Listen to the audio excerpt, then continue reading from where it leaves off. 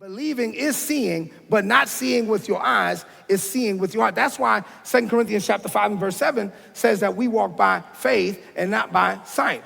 So the opposite, let me say it this way.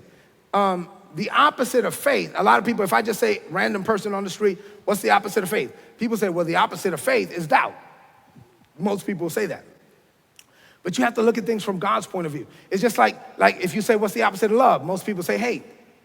But you gotta look at things from God's point of view. From God's perspective, the opposite of love is selfishness.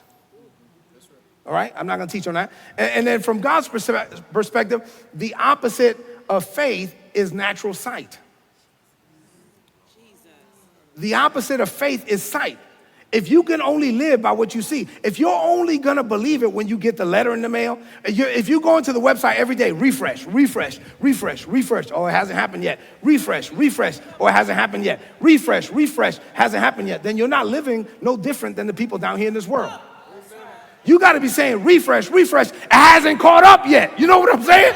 Refresh, it hasn't caught up yet, because I know that it's already done. How many of you have been in church, you get a word from God, you high five your neighbor, you do 2 backflips, run around the church, sow a seed, and then after church, you're like, oh my God, it happened. And then people are like, no, it's already done. And people are like, did you get the letter yet? No. Did you get the phone call yet? No. How do you know? Because God said. Hallelujah.